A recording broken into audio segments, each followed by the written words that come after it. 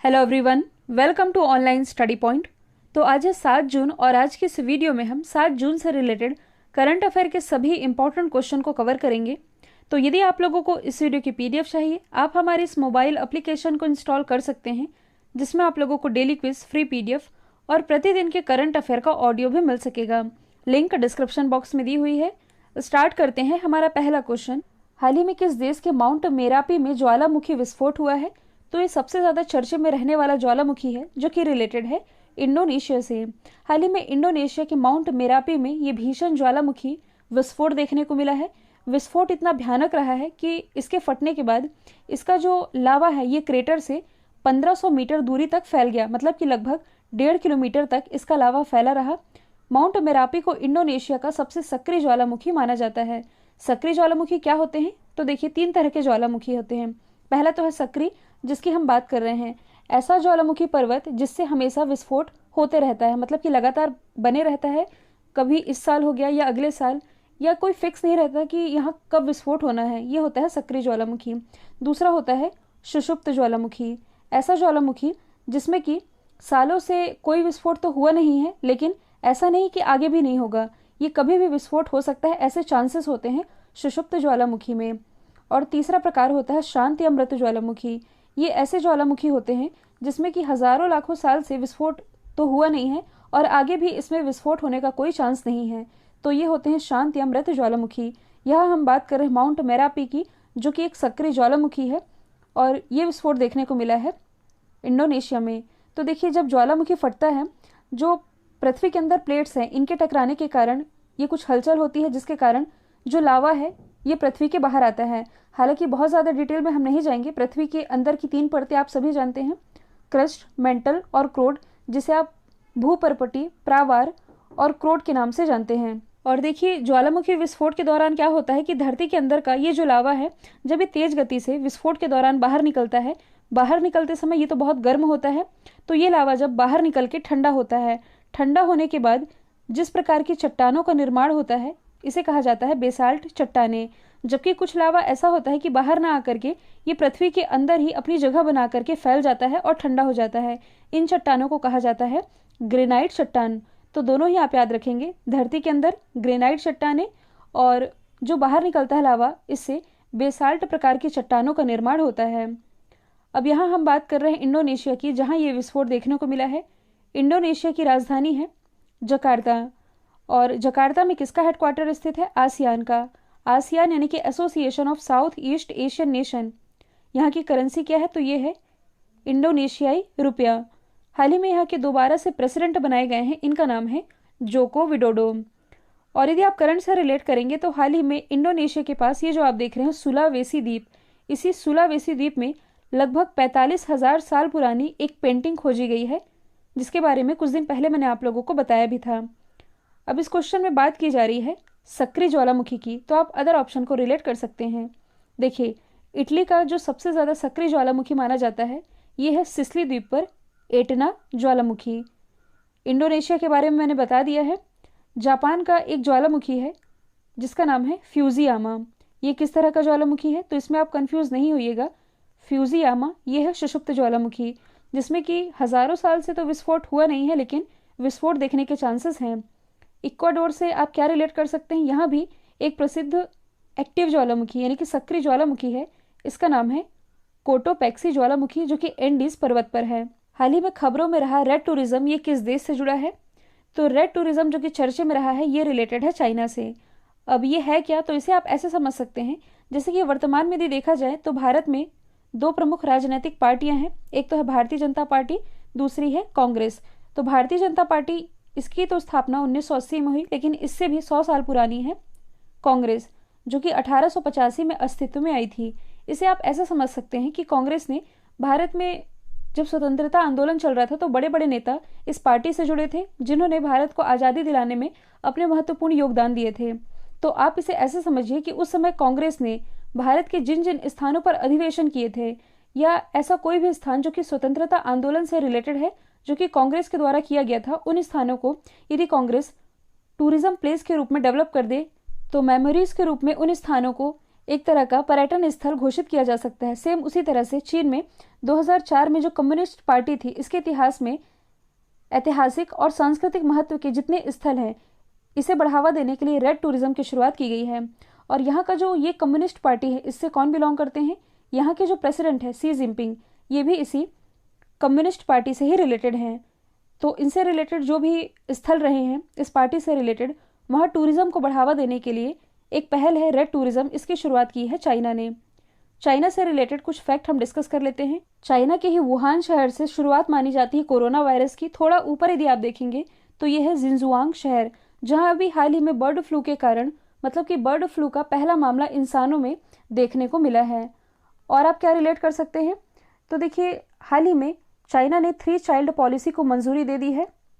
इसके अलावा जो लैबसेट प्रोजेक्ट मैंने आप लोगों को बताया था, लैबसेट प्रोजेक्ट, ये है क्या? तो इस प्रोजेक्ट के तहत जो चाइना है, ये केन्या के पास जो लामू पोर्ट है इसे डेवलप कर रही है। और ऐसा ही एक प्रोजेक्ट है चाइना और पाकिस्तान के बीच, जो कि भारत के काराकोरम दर्रे से होते हुए गुजरता है। इसका नाम क्या है? तो ये है CPEC, that is China Pakistan economic corridor. फिर है बेल्ट रोड इनिशिएटिव, ये चाइना की ही पहल है। इसके अलावा हाल ही में चाइना के द्वारा जो आप सन जानते हैं, सूर्य जिसे हमें रोशनी प्राप्त होती है, इससे भी 10 गुना शक्तिशाली कृत्रिम सूर्य यानी कि आर्टिफिशियल सन, ये डेवलप कर लिया है चाइना ने ही। अगला है, हाल ही में नासा ने किस ग्रह का अध्ययन करने के लिए डानबिंग और वेरिटास नामक 2 मिशनों की घोषणा की है। तो ये जो 2 मिशन है जिसकी घोषणा नासा ने की है, नासा जो कि अमेरिका की स्पेस एजेंसी है, ये अध्ययन करेगा शुक्र ग्रह का। तो सबसे पहले यदि आप सौर मंडल में देखेंगे शुक्र ग्रह की लोकेशन, ये कहाँ आप लोगों को दिख रहा है? कुछ यहाँ। सूर्य से यदि आप बढ़ते क्रम में देखेंगे तो सबसे पहले बुध, दूसरे स्थान पर शुक्र और तीसरे स्थान पर आता है पृथ्वी। और इसी शुक्र ग्रह का अध्ययन करने के लिए नासा के द्वारा इन 2 मिशनों को भेजा जाएगा और इसमें प्रत्येक मिशन को $500 मिलियन की फंडिंग दी जाएगी, जो कि 2028 और 30 के बीच लॉन्च किए जाएंगे। इन मिशनों को भेज करके नासा क्या जानना चाहता है? इसका मेन पर्पस ये है, ये जानना कि शुक्र ग्रह ये इतना गर्म कैसे है कि वह सीसा को भी पिघलाने की क्षमता रखता है। तो इसका जो पहला मिशन है, इसका नाम है दा विंची मिशन। इसके बारे में यदि हम बात करें तो इसकी फुल फॉर्म बनती है deep atmosphere Venus investigation of noble gases chemistry and imaging. इसकी फुल फॉर्म आपने याद नहीं रखनी, केवल आप इसका शॉर्ट फॉर्म याद रख सकते हैं, दा विंची मिशन। ये जो मिशन है ये क्या पता करेगा? शुक्र ग्रह के निर्माण के बारे में कि ये कैसे बना, कैसे ये डेवलप हुआ, और इसके ये एटमॉस्फेयर का भी अध्ययन करेगा। और ये भी पता लगाएगा क्या इस ग्रह पर कभी महासागर था भी या नहीं।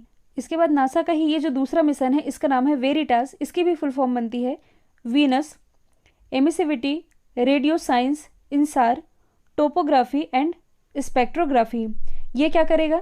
तो शुक्र के भूगर्भिक इतिहास को जानने का प्रयास करेगा, इसका एक मैप तैयार करेगा और ये भी जांचेगा कि यह पृथ्वी से कैसे अलग हुआ था।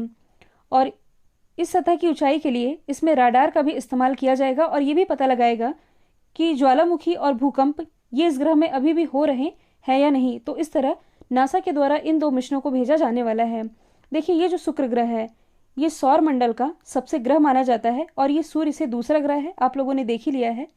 इसकी सतह का तापमान 500 डिग्री सेल्सियस है, जो कि सीसा को भी पिघलाने की क्षमता रखता है। मतलब आप सोच सकते हैं, कई बार एग्जाम में पूछा जाता है कि भोर का तारा और सांझ का तारा ये किसे कहा जाता है? तो ये शुक्र ग्रह को ही कहा जाता है। अब देखिए, इस क्वेश्चन में नासा के मिशन की बात की जा रही है, तो आप अदर ऑप्शन को रिलेट कर सकते हैं। जैसे कि हम बात करें चंद्रमा की, हालांकि यह ग्रह तो नहीं है लेकिन उपग्रह है। किसका उपग्रह है? पृथ्वी का। तो नासा का एक चंद्र मिशन है जो कि चर्चे में रहा है, आर्टेमिस मिशन। और आर्टेमिस मिशन के तहत, मतलब कि इस मिशन के लिए हस्ताक्षर करने वाला हाल ही में 11वां देश जो कि बना है न्यूजीलैंड। कल ही मैंने आप लोगों को बताया था। क्षुद्र ग्रह जिसे आप एस्टेरॉयड कहते हैं, तो एक क्षुद्र ग्रह है जिसका नाम है बेन्नु। इसी बेन्नु क्षुद्र ग्रह के अध्ययन के लिए नासा के द्वारा एक मिशन भेजा गया था। इसका नाम क्या है? ऑसिरिक्स रेक्स मिशन, जो कि 2023 तक पृथ्वी पर जानकारी लेकर के पहुंच भी जाएगा। यदि हम बात करें मंगल ग्रह की, तो नासा के द्वारा मंगल ग्रह पर इसका एक मिशन है, एक रोवर है जो कि चर्चे में रहा है, परसीवरेंस रोवर। और एक हेलीकॉप्टर भी है जो कि मंगल ग्रह पर पहुंच चुका है और इसने अपना काम करना शुरू कर दिया है। इस हेलीकॉप्टर का नाम है इंजीन्यूटी हेलीकॉप्टर। तो ये सभी आप याद रखेंगे। और बुक्स एंड ऑथर से रिलेटेड जो आप लोगों के लिए स्पेशल वीडियो अपलोड किया गया है जो कि करंट से भी रिलेटेड है, इसे आप जाकर के देख सकते हैं। इसके लिंक डिस्क्रिप्शन बॉक्स में है। अगला है हाल ही में नेशनल ग्रीन ट्रिब्यूनल, जिसे आप शॉर्ट में कहते हैं एनजीटी, इसने किस राज्य के विश्वामित्री नदी परियोजना को मंजूरी दी है? तो ये मंजूरी अभी हाल ही में दे दी गई है गुजरात के लिए। देखिए, एनजीटी की बात की जा रही है। यदि आप लोगों को याद होगा, हाल ही में चर्चे में रही मेघदातु परियोजना जो कि कर्नाटक और तमिलनाडु की सीमा पर बांध बनाने से रिलेटेड है, जिसे लेकर के दोनों राज्यों में विवाद चल रहा था, विवाद चल भी रहा है। और इसका जो फैसला है ये किसके द्वारा किया जाना है? एनजीटी के द्वारा। मतलब कि एनजीटी के पास शिकायत दर्ज कराई गई है। पूरी स्टोरी क्या है मैंने आप लोगों को बता ही दी है। तो एनजीटी क्या करता है कि कहीं भी मान लीजिए इस तरह का निर्माण हो रहा है, बांध वगैरह बन रहे हैं, तो इससे प्रकृति को किसी तरह का नुकसान ना हो, इसकी देखभाल या रखवाली करता है एनजीटी। तो चर्चे में रही थी ये जो विश्वामित्र नदी परियोजना जो गुजरात से रिलेटेड है, और इसी परियोजना को हाल ही में एनजीटी के द्वारा मंजूरी प्रदान कर दी गई है, जिसमें कि निर्देश ये दिया गया है कि यहाँ वृक्षारोपण, नदी की अखंडता को बनाए रखा जाएगा, किसी भी तरह का प्रकृति को नुकसान नहीं पहुंचाया जाएगा। तो यदि हम बात करें, देखिए सबसे पहले हम एनजीटी के बारे में ही जान लेते हैं। ये कैसी संस्था है? तो ये एक सांविधिक निकाय है। इसकी स्थापना 18 अक्टूबर 2010 में की गई थी। इसका हेडक्वार्टर स्थित है नई दिल्ली में। तो हेडक्वार्टर तो नई दिल्ली में है, लेकिन इसके 4 क्षेत्रीय कार्यालय भी हैं। कई बार एग्जाम में पूछ लिया जाता है कि निम्नलिखित में से कौन सा एनजीटी का क्षेत्रीय कार्यालय नहीं है। तो देखिए कुल 4 हैं। कौन कौन से हैं? भोपाल है, पुणे है, कोलकाता है और चेन्नई है। ये चारों आप याद रखेंगे। और प्रेजेंट टाइम में इसके अध्यक्ष कौन है? तो ये हैं आदर्श कुमार गोयल। देखिए, जो अपना देश भारत है, ये ऑस्ट्रेलिया और न्यूजीलैंड, इन दोनों देशों के बाद पर्यावरण के लिए इस तरह का संगठन स्थापित करने वाला दुनिया का तीसरा देश भी है। और इस एनजीटी को हाई कोर्ट यानी कि उच्च न्यायालय के समान दर्जा भी प्राप्त है। अब ये परियोजना रिलेटेड है गुजरात से, तो हम गुजरात के बारे में जान लेते हैं। गुजरात के ही अहमदाबाद जो कि साबरमती नदी के किनारे हैं, यहाँ भारत का सबसे बड़ा हार्ट हॉस्पिटल स्थापित किया गया है। इसी अहमदाबाद में दुनिया का सबसे बड़ा क्रिकेट स्टेडियम स्थापित किया गया है, जिसे आप मोदी स्टेडियम के नाम से अब जानेंगे। इसी अहमदाबाद में भारत की पहली सी प्लेन सर्विस, सी प्लेन मतलब कि ये ऐसी प्लेन है जो कि पानी में भी चल सकती है और हवा में भी उड़ सकती है, इसकी भी शुरुआत अहमदाबाद से की गई है। भारत का पहला समुद्री संग्रहालय यानी कि पानी के अंदर संग्रहालय, ये लोथल में स्थापित किया गया है।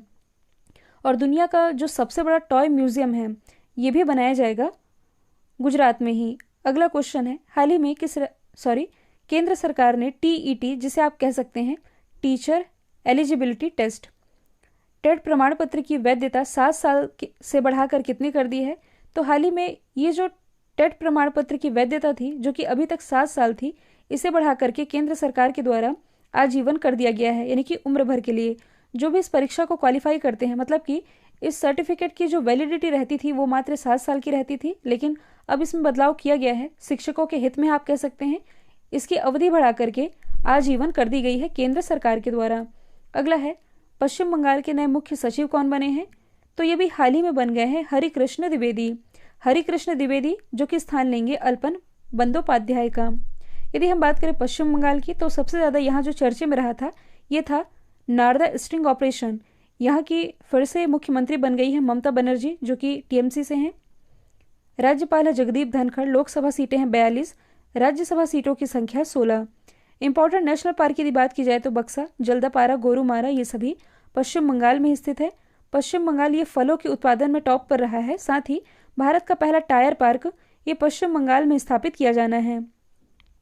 किसी राज्य के मुख्य सचिव की बात की जा रही है, तो कुछ समय पहले ही जो अमिताभ जैन है ये छत्तीसगढ़ के मुख्य सचिव बनाए गए हैं। जिष्णु बरुआ ये हाल ही में असम के नए मुख्य सचिव बनाए गए हैं, जबकि जो त्रिपुरारी सरन है इनकी नियुक्ति बिहार के मुख्य सचिव के रूप में की गई है।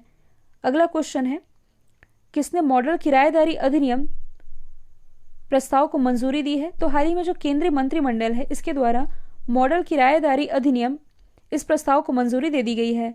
अब ये है क्या? तो देखिए, जैसे क्वेश्चन में ही लिखा है किराया, मतलब कि ये किराए से ही रिलेटेड है। इससे आप क्या समझ रहे हैं? तो देखिए, कई बार आप लोगों ने देखा होगा कि कई लोग ऐसे होते हैं जो कि किराए के कमरा लेके रहते हैं, लेकिन रहते तो हैं, बहुत समय हो जाता है तो वो उसे खाली करने से मना कर देते हैं।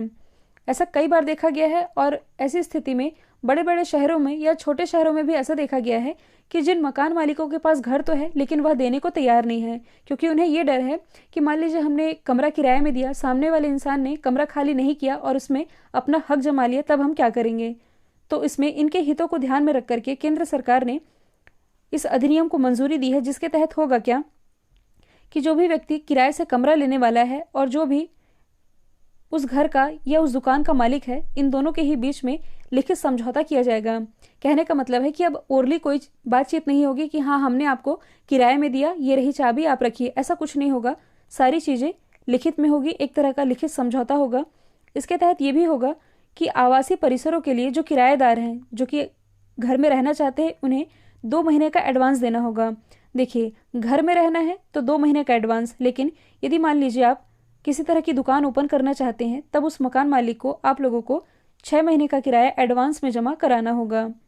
तो जब ये अनुबंध यानी कि कॉन्ट्रैक्ट कर लिया जाएगा, तब किराएदार को ज़बरदस्ती, जो मकान मालिक है, ये ज़बरदस्ती नहीं निकाल पाएगा। और नए कानून के अस्तित्व में आने पर जो संपत्ति का कब्जा है, जो कि अभी तक देखने को मिलता था कि जो किराए में कमरा लेता था ये ज़बरदस्ती उसमें हक जमा लेता था, इसमें कमी आने की संभावना है, जिससे लेकर के मकान मालिक भी अपनी संपत्ति को लेकर के सुरक्षित रह सकेंगे। तो देखिए, ऐसा फैसला किसने जारी किया है? केंद्रीय मंत्रिमंडल ने। लेकिन यहाँ से आप लोगों को ये भी मालूम होना चाहिए कि जो लैंड है यानी कि जो भूमि है, ये किसका विषय है? ये विषय है राज्य सूची का। आप लोगों ने संविधान में 3 सूचियाँ पढ़ी होंगी। एक तो है संघ सूची, ऐसी सूची जिस पर केंद्र सरकार फैसले बनाती है, मतलब कि नियम बनाती है। दूसरी है राज्य सूची, जिस पर राज्य सरकारें कानून बनाती है। और तीसरी होती है समवर्ती सूची, जिसमें कि केंद्र सरकार और राज्य सरकार मिल करके कानून बनाती है। तो भूमि ये तो है राज्य सरकार का विषय। इस पर क्या है कि केंद्र ने तो कह दिया है कि इस प्रस्ताव को मंजूरी दी है कि हम ऐसा करना चाहते हैं मकान मालिकों के हित में, लेकिन अब ये राज्य सरकारों के ऊपर डिपेंड करता है कि ये इसे लागू करती है या नहीं। तो ये अच्छा पहल है वैसे देखा जाए तो। अगला क्वेश्चन है, फिक्शन के लिए अंतर्राष्ट्रीय बुकर पुरस्कार ये किसने जीता है?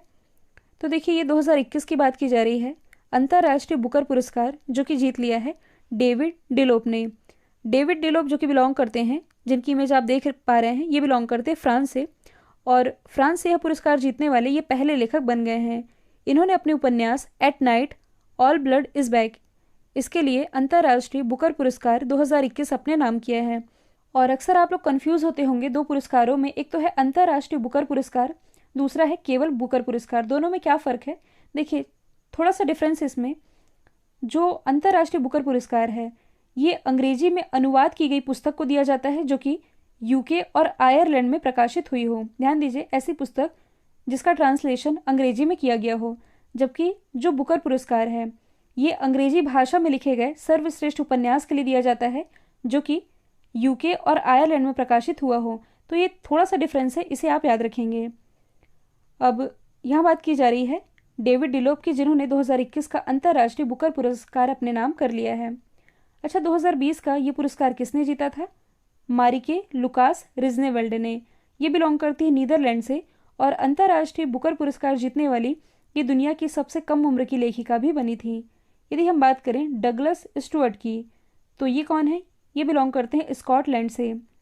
और 2020 का जो बुकर प्राइज़ है, ध्यान दीजिए, बुकर प्राइज़ की मैं बात कर रही हूँ, ये डगलस स्टुअर्ट ने ही जीता था। अमर्त्य सेन जो कि भारत के प्रसिद्ध अर्थशास्त्री हैं, इन्हें नोबेल पुरस्कार से भी सम्मानित किया जा चुका है। इन्हें अभी हाल ही में स्पेन के द्वारा सम्मानित किया गया है। किस क्षेत्र में? सामाजिक विज्ञान की कैटेगरी में। अगला क्वेश्चन, किस राज्य सरकार ने उड़ान योजना की शुरुआत की है? तो ये पंजाब गवर्नमेंट की बहुत अच्छी पहल है वुमेन एम्पावरमेंट को बढ़ावा देने के लिए।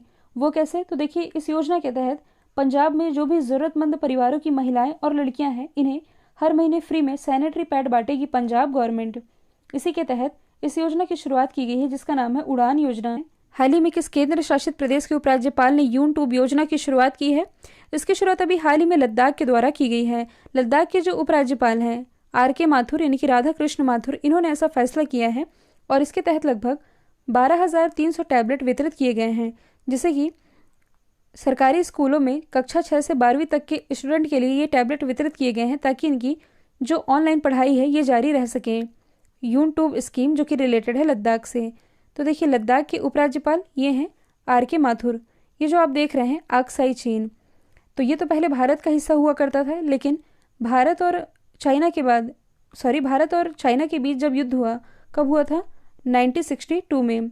इस युद्ध के दौरान चाइना ने भारत के इस हिस्से पर कब्जा जमा लिया, जो कि अब तक है। और ये जो आप POK वाला एरिया देख रहे हैं, अभी क्वेश्चन नंबर 1 में जो मैंने आप लोगों को CPEC के बारे में बताया था, चाइना पाकिस्तान इकोनॉमिक कॉरिडोर, ये चाइना और पाकिस्तान में जो ग्वादर है इसके बीच शुरू की जा रही है। यहाँ से मतलब कि इन दोनों के बीच भारत के काराकोरम दर्रे से होते हुए सड़क भी निकाली जा रही है, दोनों देशों के बीच में व्यापार को बढ़ावा देने के लिए। अब यहाँ हम बात कर रहे हैं लद्दाख की, तो इससे रिलेटेड एक मोस्ट इंपॉर्टेंट फैक्ट है। देखिए भारत में कितने रामसर स्थल हैं? टोटल 42। और भारत का जो 42वां रामसर स्थल बना है, ये बना है सोकार लेक, और ये कहाँ स्थित है? ये लद्दाख में ही स्थित है। अगला क्वेश्चन है, कल जो मैंने आप लोगों से सवाल पूछा था, इसका राइट आंसर विप्र था। अब आप लोगों के लिए आज का सवाल है, इंटरनेशनल हॉकी फेडरेशन द्वारा जारी किए गए हॉकी टीम रैंकिंग में, ये देखिए मेंस कैटेगरी की बात की जा रही है, लेकिन आप लोगों को दोनों ही बताना है, मेंस और वुमेन्स कैटेगरी में कौन सा देश टॉप पर रहा है। इसका जो भी आंसर है कमेंट बॉक्स में बताइएगा। वीडियो यदि पसंद आए तो लाइक कीजिए, शेयर कीजिए और चैनल को सब्सक्राइब करना बिल्कुल मत भूलिएगा। आज के लिए इतना ही। Thank you so much.